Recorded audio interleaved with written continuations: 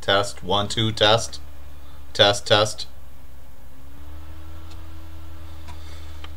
Whew.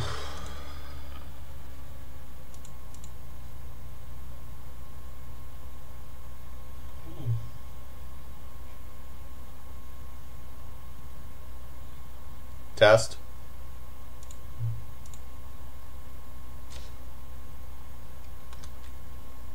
Test.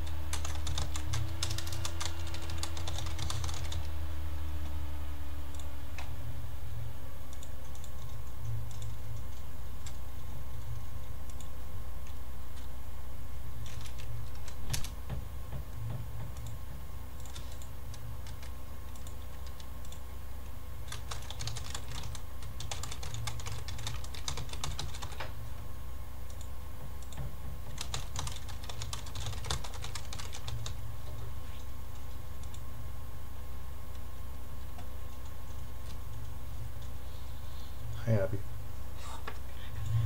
What? Can you come in? Sure. It's taken forever for me to get this review session up and running, though. Is it recording? It is recording right now. Can you come in? Sure. It's taken forever for me to get this. Okay. Hey, there's my daughter. Hey, sorry guys for all the hassles going on with the technology. I'm not certain why my computer is misbehaving in the way that it is tonight. And I've had to play around with putting together an auxiliary webcam and all sorts of other stuff, and it's just a mess right now. So hopefully we can get through the review session and be fine. Sorry about the low resolution and other sorts of problems, but hopefully the review session will be fine. We'll be able to answer any questions you guys have, and again, hopefully be done before the Super Bowl gets started. If you are watching while the Super Bowl is taking place, hopefully your team is winning. So let's get started with your review session. We've got a number of different questions, including one from Evan that is multiphasic, and so we want to make sure that we are helping out with him and getting all of his questions taken care of. Keep them coming, especially given the weird nature of the past couple weeks. We want to make sure we put you in the best possible situation to keep you safe for the test tomorrow. So hopefully we're able to answer all of your questions and get you to a good spot for the test. I'm starting with period 2 right now, and so in period 2, Kendall's got a question asking what exactly was the Socialist Party, and the best way to think about the Socialist Party is they are a group of the socialist viewpoint when it comes to politics is the idea that government under capitalism has flaws with it, and especially with laissez-faire capitalism or hands-off business, there's a feeling that perhaps business is being given too much freedom in how it wants to do its business decisions. Maybe that would be better. And there's a feeling that maybe either the government should take over key businesses, things like railroads or utility companies or other sorts of maybe major businesses where they are selling something that you cannot live without. Maybe the government should take that over to make sure that you are not being held hostage to the ups and downs of the economy, but instead you should have those sorts of resources a public resource. So maybe the government should take over businesses, or at the least in a socialist society they would be very interested in heavily regulating businesses to make sure that they were not abusing the public with their business practices that would just be governed by straight up capitalism. And so this is a new idea that's floating out there, and what you'll notice is that with the progressives in the early 1900s, they are adopting a number of things that are verging on implementing socialism, whether it's the breaking up monopolies or setting regulations for business. And that's one of the debates that we are in currently, is how much of our economy right now is still straight up capitalist, how much of it has been influenced by socialism. Is there a degree in there that is defined strictly as progressivism, or is that an element of socialism, just a very minor form of it compared to straight-on socialism of government planning of the economy? So hopefully that helps out. That's what a lot of reformers are looking to as a radical solution to deal with the problems of the monopolies in the late 1800s. Next up, I've got, let me see here. I've got Evan's questions. And so let me run through each of them to make sure that you guys are good with each. And I see a number of them are elements that were inside of our video lectures, and so hopefully you've taken the time to take a look at that as well. So I'll try to cover them quickly and make sure that you guys are good with each. So first of all, the question is that he asked first is about the Payne-Aldrich tariff. Payne-Aldrich tariff is during the Taft presidency, and it's during his presidency that he's going to take on tariffs, which a lot of poor people, especially farmers, have been not happy with, since it's a regressive tax, where it is very much increasing taxes for everybody at the same rate on buying foreign goods. It's setting up an artificial monopoly environment for big businesses. And his plan is to create the Payne-Aldrich tariff, which is supposed to take tariffs from here with the McKinley tariff and drop them. The problem is, once he gets influenced by businesses, and once he is influenced by conservative Republicans who want to protect businesses, the Payne-Aldrich tariff is going to take the McKinley tariff from here. It's supposed to drop it down to here, but in actuality, it's only going to drop it down like this. And so for many people who are progressives, they feel like Taft is a sellout on this and a whole bunch of other issues, because while he does lower tariffs, he doesn't lower them substantially like a Teddy Roosevelt might, or like Woodrow Wilson does with his Underwood tariff. This brings us then to 1912. And his next question, Evan's next question, is about new nationalism versus new freedom. So when you think about new nationalism versus new freedom, this is in the 1912 presidential election, and Teddy Roosevelt is campaigning on the idea of new nationalism. And his idea is that the government should be the one who is regulating monopolies, and he still believes that there are good monopolies and there are bad monopolies, but he is also playing around with making the government bigger to deal with issues, especially since he realizes that if all of his progressivism is just done through the force of his will and his personality, you could have him followed up by a Taft, and all of those gains that he's made could be reversed. Like when you read about the Ballinger-Pinchot affair, Gifford Pinchot helps Teddy Roosevelt build the national park system, but then when the Secretary of the Interior, Ballinger, decides to start selling off that land, Taft backed him up in doing that because it would help out business, but even though it's going to undermine what's going on with the creation of the national parks. So when we take a look at what's going on with new nationalism, Teddy Roosevelt realizes perhaps we need even more government intervention to create safety nets to help out poor people so that they get a fair shake in our society. And he starts toying around with like a national medical health insurance plan that he's putting together. He's talking about possibly setting up safety nets for people who find themselves in poverty because of an economic crash. And he's talking about even more of a square deal for the American people, going beyond what he did with just straight-up progressivism. He was opposed by New Freedom, which was Woodrow Wilson's idea. And Woodrow Wilson's idea was that monopolies are bad, so we should break them up, and we should break up not just bad monopolies, we should break up all monopolies.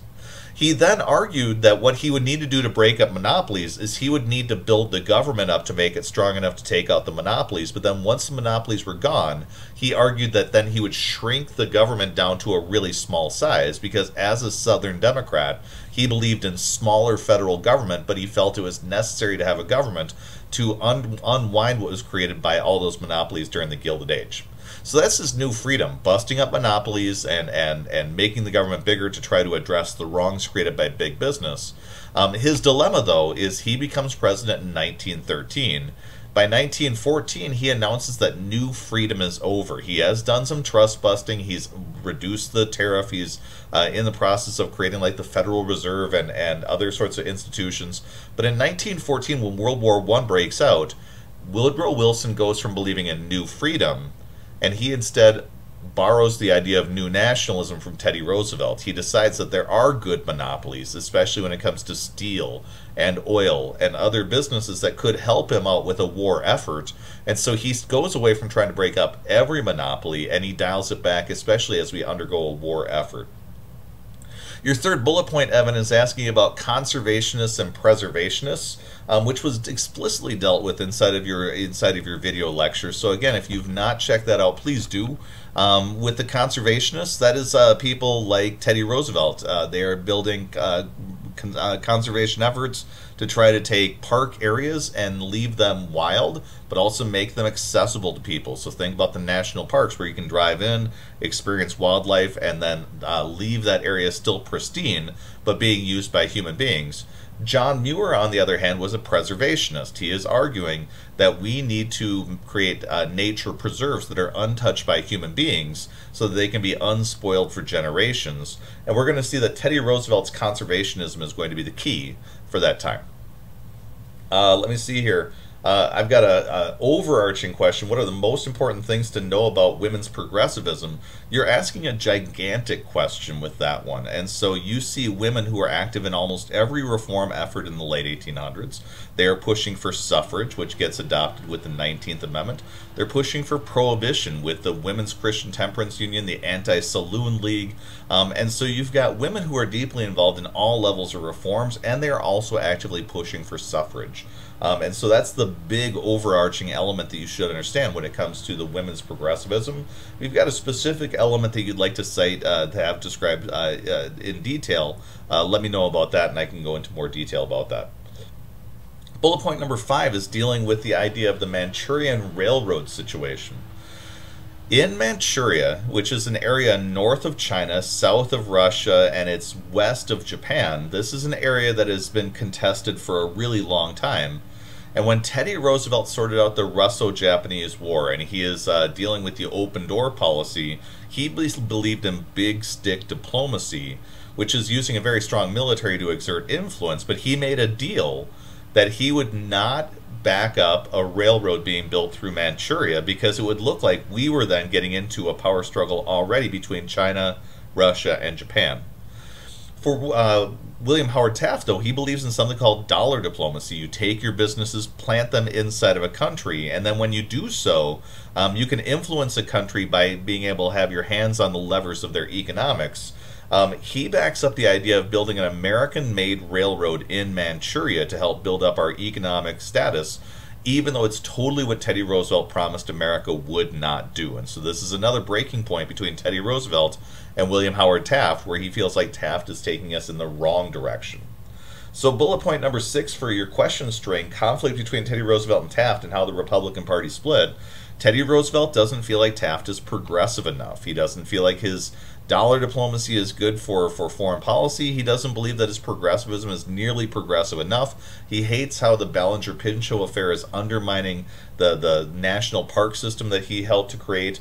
And so in 1912, Teddy Roosevelt tried to run as a Republican, but at the Republican Party convention during the summer, the Republican leadership, who was largely stalwarts who did not want reform or change, they shut out Teddy Roosevelt to allow William Howard Taft to have the opportunity to run for president again. As we saw in the election of 1860, though, you run 2 Republicans, they're going to split the Republican votes in half, and that allowed Woodrow Wilson to get all the Democratic votes and helped him become president of the United States.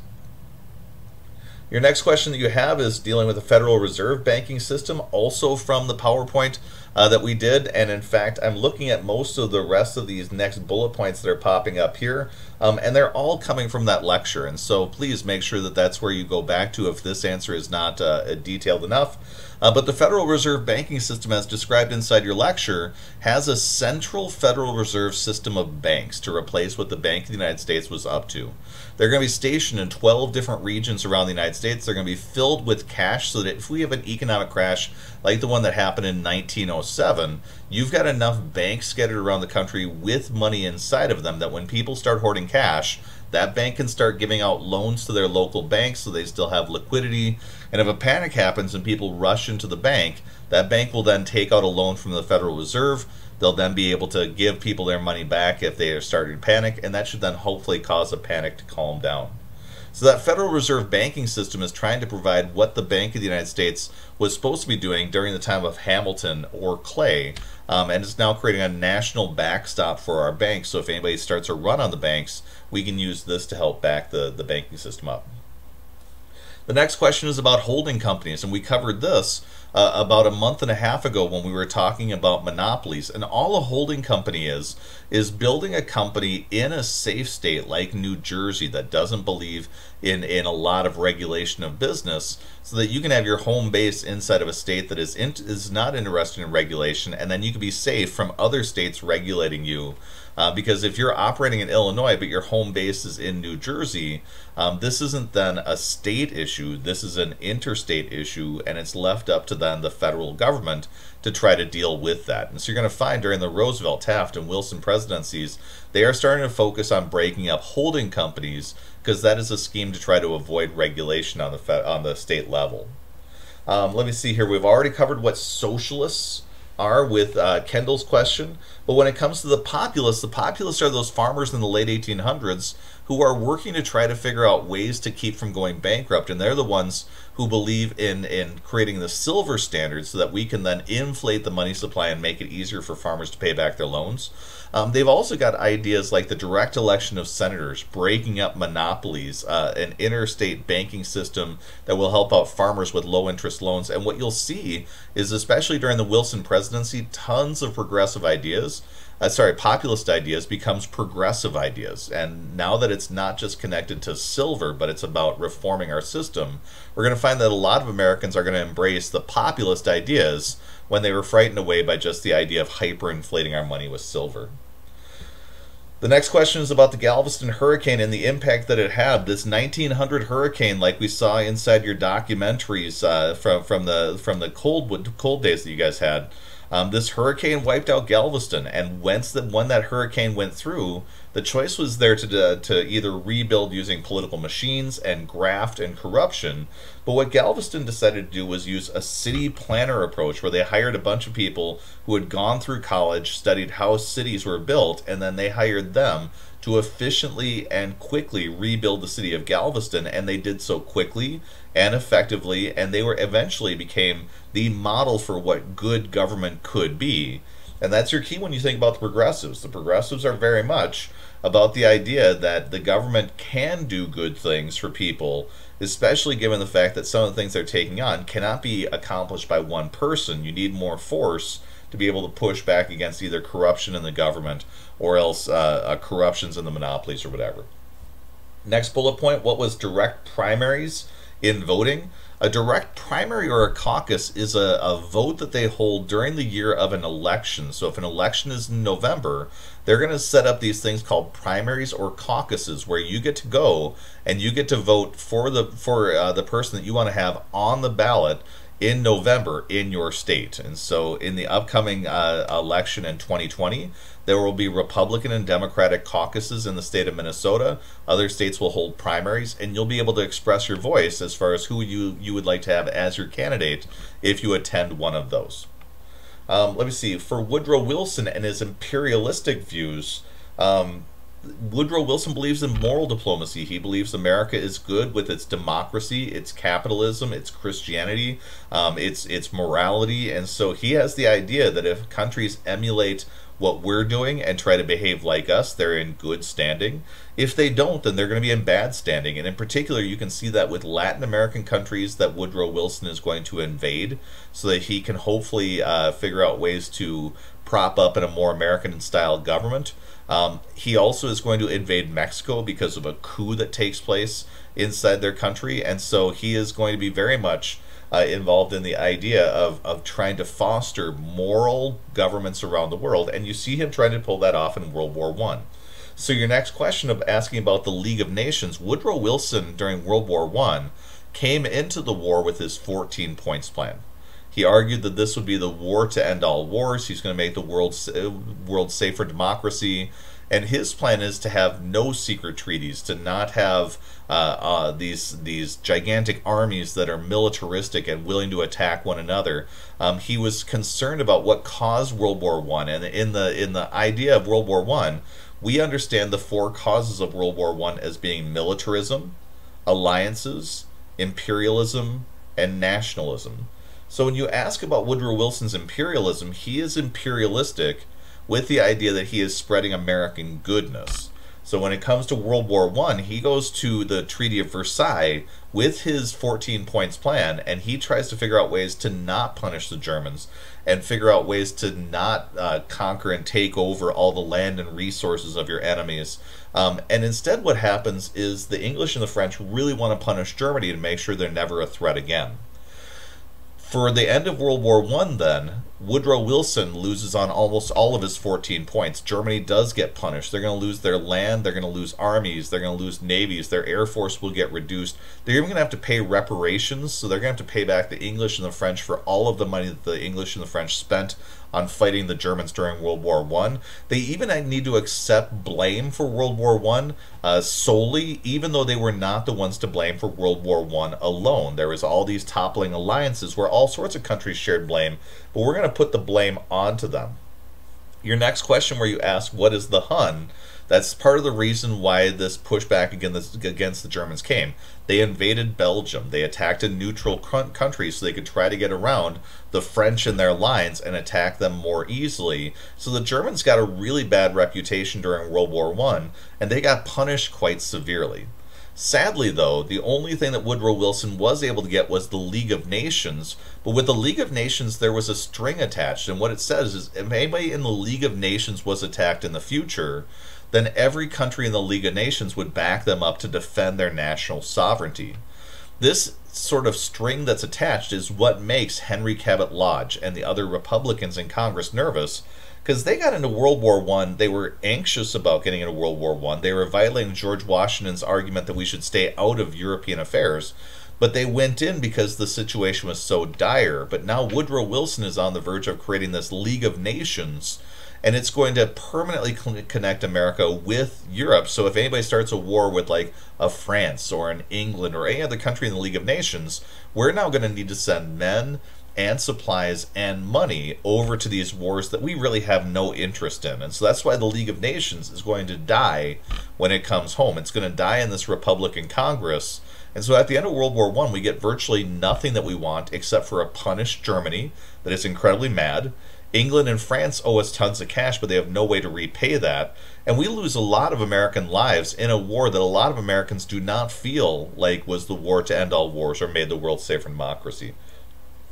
As I take a look at the last bullet point, for Senator Henry Cabot Lodge, then the question is, what was Lodge doing while Wilson was suffering from his stroke? Lodge was trying to figure out if there was a possibility of getting the League of Nations modified so that we would join it, but we would not be part of that alliance system. And Woodrow Wilson insisted that they were going to accept his League of Nations without any changes, because he realized if we weren't deeply connected in the League like other countries, why would anybody ever listen to us? But he was also stubborn. He didn't want to give on that point. So Lodge and Wilson will never agree, and then when Wilson leaves office and Warren G. Harding comes in, he's a Republican who is leaning more towards isolationism, and we will find that Wilson is our last imperialistic president. So we're going to have a different period where America pulls back a bit and focuses on itself rather than focusing on the rest of the world. Evan's got also a question, the Lochner versus New York case, and I saw in one of the other classes that there was a question about Mueller versus Oregon, and so let me give you those two court cases simultaneously. In the court case Mueller versus Oregon, there was an argument made to the Supreme Court that was able to convince the Supreme Court that they should set a maximum set of working hours that women would be required to work. And what was done is the argument was made on a very pragmatic and also sexist manner, where they argued in this court case that you could limit the hours that women would work because they were frail, and because, especially since they were the ones giving birth to and raising children, they needed special conditions to allow them to be able to do that. This appeal to the cult of domesticity and motherhood inside of our country was able to win that case, but it was very much an outlier for the Supreme Court during this time period, because the court case Lochner versus New York, just a little while before that, had argued that no, it was not okay to create like minimum wage laws, maximum hour working laws, and so on. So you're going to find in the early time of the 1900s, you still have a Supreme Court that is made up of largely Gilded Age, laissez-faire, hands-off judges We'll find towards the end of the Wilson presidency, the court is starting to shift a bit and become more progressive at the end of the period. But this is what you'll see going on with Madison's arguments about this, about the United States government. Madison argued that it would be really hard for a dictator to take over our country because it's so hard to change the different parts of the government at one time. So in his Federalist Papers number 10, he argued that because we have a House of Representatives that's elected every 2 years by the people, we had a Senate that was elected by the state legislatures every 6 years, a president by the Electoral College every 4 years, you don't have everybody lining up to get elected at the same time. So when you read about Teddy Roosevelt and Taft, this is the progressive era for presidents, but we've got a Congress that is still holding on, who are conservative, and that's why you have battles going on, like a Lochner case that is not in favor of progressivism, but a Mueller case that is in favor of progressivism. They also set up a Supreme Court where everybody is appointed for life, and so as a result, you're going to have progressives come in 1900, but by 1920, they're not making a lot of gains because the Supreme Court is still of that mentality of the previous generation where they're very wary about what's going on with the growth of government. And so the accomplishments that are done during this time period are done with an eye towards the idea that if they go too far, the Supreme Court can reject anything as being radical that is going too far with reform. So that's the end of the questions that I see for period 2. Let me flip to period 4. Samuel's asking about dollar diplomacy. So like we mentioned during the period 2 review, this is the plan to insert American businesses and American money into foreign countries to create leverage or influence over that country so they'll behave in a friendly manner towards the United States. And this is done during the Taft presidency. For Jason, what are the important acts of the progressive era that I need to remember, or am I expected to remember all of them? With this question, there are a lot of pieces of progressive legislation that you'll find inside this chapter, and you do need to know them to be prepared for the test for tomorrow. Meg, hopefully my explanation in the last class period review was good for New Freedom and New Nationalism. Please post if you got any other questions. Kirsten, hopefully my explanation of the Ballinger-Pinchot affair about 10 minutes ago did okay as well. For Anna, the question is, what's up with Teddy Roosevelt's square deal? His square deal is focused on the idea that you've got workers inside society who for the previous 30 years during the Gilded Age had not been treated as being equally valued inside of our governmental system. So he's looking out for the idea of just basic reforms that would help out with like workplace safety, unions, meat and drug, pure food, meat and drug, regulation, and so on. He's not looking to be a radical, but he argues that reforms are needed, especially since every time we've crashed during the previous 30 years, the poor people seem to suffer the most, and there are wealthy people who are rising above and seem to be doing quite well. Kirsten, the next question I see here is about the Hetch Hetchy Valley. That is a situation where they flooded a valley outside San Francisco so that they could create a reservoir of water for the people of San Francisco, and what they were trying to balance out was a desire to preserve as much natural pristine space as they could, while also recognizing if people were living in the San Francisco area, they were going to need drinking water, and some areas might need to be sacrificed for that. So the Hetch Hetchy Valley was a beautiful landscape area that they dammed and then they flooded, and so a lot of these beautiful places in that valley are now were now deep underwater because of the dam that they built with the reservoir. The next question I see is about the Carey Act, and the Carey Act is just an act that's about trying to turn desert lands into lands that are now irrigated, so you can either farm or ranch or live in areas out in the west that have very little amounts of rainfall, especially because they're west of the 100th meridian, where west of there they're heavily influenced by what's going on with the atmosphere from the Rocky Mountains. So the Carey Act is just trying to encourage people to move out west. We're going to find that about 20 years later during the Dust Bowl, this decision to irrigate those areas and encourage people to move and live and farm out there is going to be very misguided, because they're going to be farming in areas that are too dry for those methods to be working well. The next question I see here is what caused the panic of 1907? The 1907 panic is going to be caused by a number of different issues. You're going to have a financial crisis where a number of financial houses that are invested in the stock market are going to start getting shaky during this time period. It's going to cause a panic where people have a run on the stock market and the run on the banks. But even bigger was we had an earthquake out west in San Francisco, and this earthquake ruptured the gas lines in a heavily faulted area. And so this has got a lot of fault lines, but in San Francisco they had been building gas mains to allow them to light and heat their homes. And when those gas mains burst, they all burst into flames. And so San Francisco had an earthquake, then a gigantic fire. They were all insured by major insurance companies around the world. Those insurance companies were not prepared to pay out claims for all of San Francisco to be rebuilt. So we crashed out our stock market, our banks, insurance companies, and then people started hoarding cash. And so JP Morgan came riding to the rescue again to bail out the government like he did during Grover Cleveland's presidency in the Panic of 1893. But this is leading a lot of Americans to wonder, is it good to be on the gold standard, where our money is so inelastic that if we have a crash and everybody hoards their cash, all of a sudden money is scarce and we start into a deflationary cycle? There are some people who start talking about printing greenbacks. There are some people who talk about other financial reforms.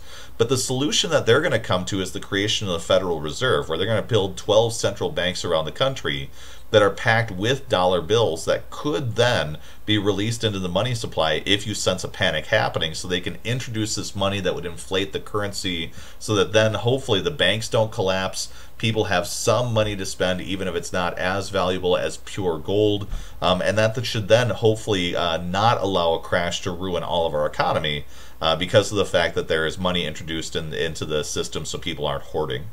Hopefully that makes sense. You're right on a complicated topic, so if you got more questions, feel free to let me know. Samuel, I see the question about Muller versus Oregon and Lochner versus New York, so hopefully you're good with that, as well as the Treaty of Versailles, which we covered about 10 minutes earlier. Kirsten, your question about what is the Tampico incident. You had an issue going on between sailors of the United States Navy and the military in Mexico after a coup had taken place. And when that coup took place, America was already on edge because they were mad that a dictator had overthrown the democratically elected government of Mexico and was now ruling inside the country. And so for Woodrow Wilson, this is the perfect combination of an evil ruler setting up a dictatorship, replacing a democracy. They were working with the Germans, who were already seen as bad people around that time because of their aggressiveness and militarism back in Europe. And then what happened with the Tampico incident is you had soldiers who were Mexican harassing American sailors, and this eventually leads to a reaction from Woodrow Wilson where he decides to invade Veracruz with the intention of leading an overthrow of the dictatorship that has now staged their coup and hopefully replacing them with a democratically elected government. I see also that you've asked about General Pershing. He is going to be sent to the northern part of Mexico to try to track down a man named Pancho Villa, who is harassing Americans on the border, killing and harassing people on the American side. And you're going to have General Pershing initially trying to chase down Pancho Villa. He will also become our lead general during World War I, so that's why his name pops up twice inside your textbook. Eventually we'll withdraw from Mexico, but that's the reason why the Zimmerman Notes sets things off so heavily, is we were already angry with Mexico and their dictatorship, and then when Germany tries to encourage them to fight the United States so that America is distracted and not into World War I in Europe, all of that stuff is going to combine to make America really mad at the Germans and the Mexicans. Neil, I see your question about the Payne-Aldrich bill. Hopefully I've satisfied that question earlier, but feel free to post if you got questions. Anna's got a question. What caused the Bolshevik Revolution and how did it impact the war? When we get into World War I, Russia was governed by a czar. So that's like a king, a dictator who is ruling the country. And unlike the rest of Europe, Tsar Nicholas has still maintained a system in Russia which is largely agrarian. They have not electrified. They've not had their industrial revolution. So most Russians are serfs or peasants, kind of at the level that you saw with indentured servants at the start of our course. He is now convinced that Russia is one of the greatest countries on the face of the planet, even though they're technologically not as advanced as everybody else. So you've now seen Russia get cleaned out in the Russo-Japanese War in the early 1900s, ended by Teddy Roosevelt. And then he enters into World War I, and he is getting thoroughly thrashed by the Germans during World War I. But what's saving the Russians is they've got overwhelming numbers of people and gigantic amounts of land to conquer. But that's the only plus he has. He's got people running off into combat, and they're facing machine guns, but they're not armed well enough to actually be able to do any damage. And many of these people realize that they're being treated as cannon fodder. So in Germany, there was a guy named Vladimir Lenin who was a communist, and he was able to convince the German government to help him get back to Russia, and he staged a coup in Russia. And what this coup was it was a communist revolution. So what the communists believe is the idea that they believe that capitalism and monarchy and all those other sorts of governments are only around to oppress workers. His idea was that the workers should rise up together because there's more of them than anybody else in society. They should stage a revolution. They should execute the rich people, take all their money, take over all of the businesses, and they should try to share in a much more even fashion all the resources of the country and govern where they wouldn't have classes, and instead you would have just one working class together, working with one another to make sure everybody had what they needed and everybody produced what they could. We're going to study in upcoming chapters flaws that are going on with the communist system. But what's going to happen in World War I is at that moment in 1917, Russia, once the revolution happens, is going to pull out of World War I. And Germany can now take all the troops they've had against Russia and now move them west into a battle against the French and the British. It's at that time then that America enters the war, fights against the Germans, and is able to overwhelm them during the final German push. The Americans are going to help the British and the French to hold back against that push. But very easily at that point, if America would have stayed out of the war, there is a solid chance that Germany could have won with World War I on the Western Front because of the leaving of the Russians. Let me see here. Kirsten, what's the difference between the Federal Reserve Board and the Federal Trade Commission? Good question. So the Federal Reserve Board is just a board made up of the heads of the 12 different district branches of the Federal Reserve banks. And what they're doing is they're bringing information back to the head of the Federal Reserve to explain what's happening in each of their regions economically, and then to make decisions about what they should do, whether they want to try to encourage inflation or deflation of the money supply. And the way that they do that is when they give loans to banks. If they give banks really low interest loans, banks will borrow a lot more money. There'll be more money floating around in the economy, and that will create inflation. More dollars will be floating around. On the opposite, if they feel like inflation is getting out of hand, they can pull money out of circulation by increasing their interest rates on loans to banks, and that would then cause a deflationary cycle. The Federal Trade Commission, though, is dealing with business practices and the markets themselves. And so unlike what's going on with the Federal Reserve, where it's just dealing with how the Federal Reserve is going to interact with banks, the Federal Trade Commission has the ability to oversee what's happening with business and trading of stocks and commodities and setting up rules so that they are traded fairly. So hopefully we're getting rid of things like stock watering and other sorts of schemes and strategies that are out there to try to take advantage of people by having unfair business practices. So that's how the two are different from one another. Meg, we already ran through the Federal Reserve System since the time that you posted this question. So if you need anything more, feel free to let me know. Lou has a question. Can I explain the Hepburn Act, the Square Deal, and voting in the United States for the Treaty of Versailles? So hopefully the Square Deal is good. Hopefully the decision for, let me see here, for the vote in the Treaty of Versailles is good. The Hepburn Act, though, is going to be created during the Teddy Roosevelt presidency, and what's going to be happening with the Hepburn Act is it's going to be a strengthening of the Interstate Commerce Commission from the late 1800s. It's going to increase the number of businesses that are overseen by the Interstate Commerce Act, and it gives the Interstate Commerce Act and the federal government more power to regulate business practices that might be illegal or immoral. So that's all you see happening there, is it's just making that law stronger. That looks like the end of my period 4 questions. But let me refresh there. I don't see any more popping up. Looks like we have some for period 6 though. So for period 6, Hallie's got a question. What's the Desert Land Act? And so with the Desert Land Act, that was the act that we talked about previously, where we had a movement to start irrigating lands out west to encourage ranchers and farmers to move out west, and start working on lands that had not been getting enough rain to be able to be productive. This is an attempt to address that. Let me see here. We just covered the Federal Reserve Act, so Hallie, hopefully that's going well. The Underwood tariff is really simply after the McKinley tariff and then the Payne-Aldrich tariff during Taft's presidency. Woodrow Wilson is going to massively cut tariffs with the Underwood tariff. He's going to argue that tariffs are a regressive tax, which means that they are more hurtful to poor people than it is to wealthy people.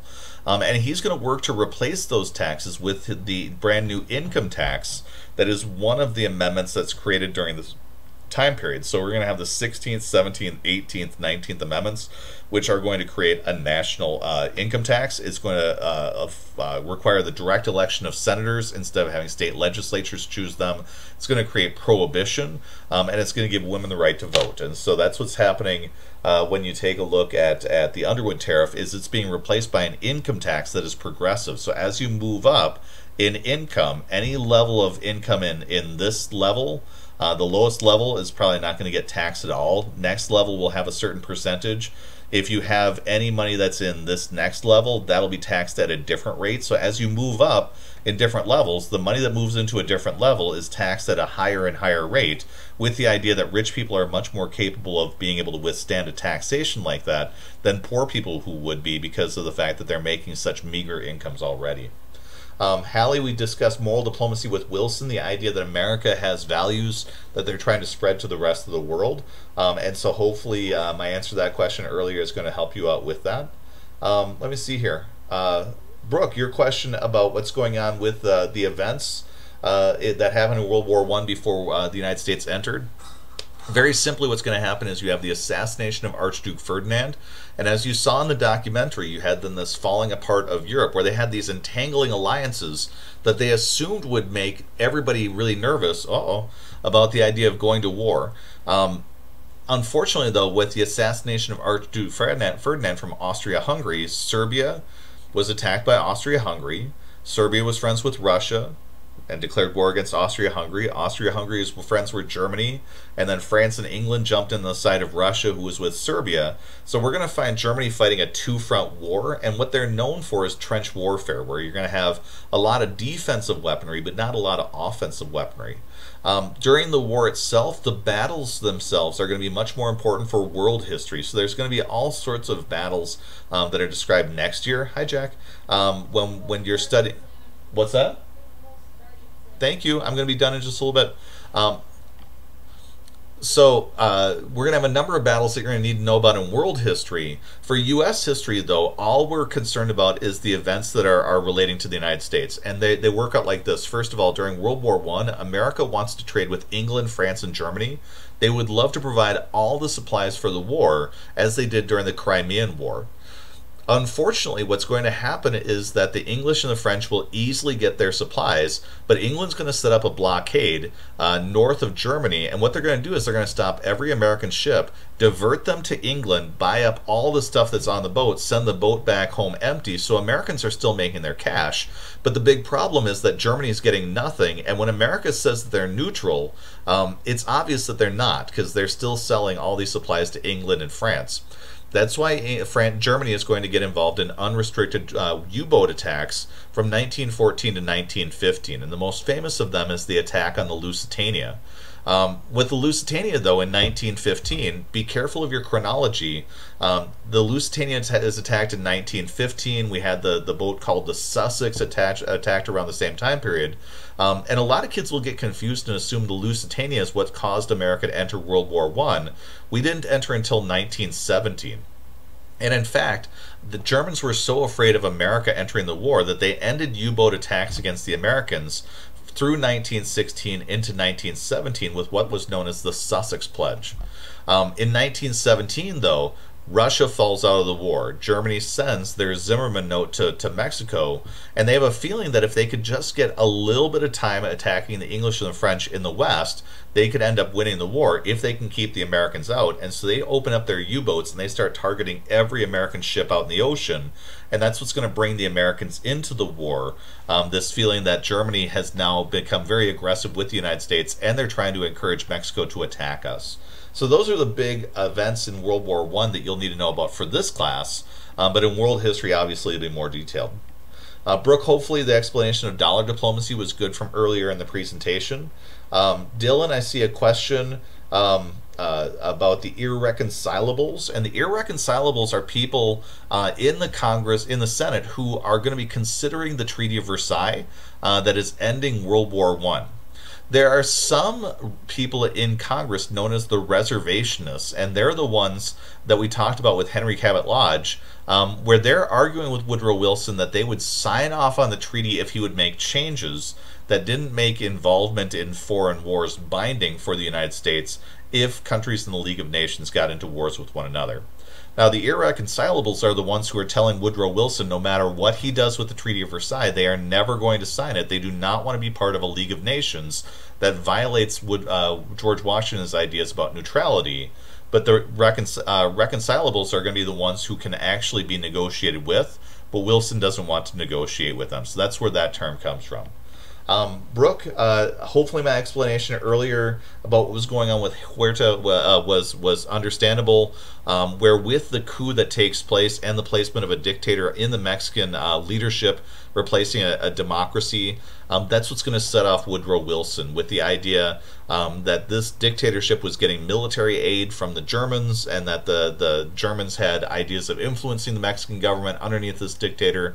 Those are the things that are really triggering moral diplomacy, the invasion of Veracruz, the sending of Pershing south into the northern part of Mexico to try to capture Pancho Villa. So all of those things are conspiring together in Wilson's diplomacy in dealing with Mexico because of the fact that they did have a coup to take place. So let me see here. Brooke, I see this question right now. Can you go over the string that the Germans attached to the Sussex Pledge? The best way to think about the Sussex Pledge is the idea that, like I was mentioning earlier, the Germans do not want to provoke a full-on war with the Americans, but they also don't want to have the Americans fully supplying the British and the French during this war. The big takeaway that you'll have is the Americans will still be sending supplies to the British and the French, but with the understanding that if they're doing so in a way that sets off the Germans, it could trigger warfare again. But Woodrow Wilson at that point with the Sussex Pledge is also trying to figure out ways to start nudging America towards being on a more war footing. So even though he campaigns in 1916 that he kept America out of war, he's realizing that we might need to get more onto a war footing because of the fact that the Germans are now a threat. The bigger thing about the Sussex Pledge, though, is just keeping in mind that moment in 1917 when the Russians rebelled. The feeling in Germany was that this was their moment. If they could just use their U-boats for a few months to take out the Americans that are sending ships over, perhaps they can win World War I. That's the bigger thing that's much more important about the Sussex Pledge than any of the minor details of the treaty itself. Let me take a look and see if I've got any other questions. I'll look at period 6 first. I don't see anything for there. Period 4 next. Nothing for period 4. Period 2. Do not see anything for period 2 as well.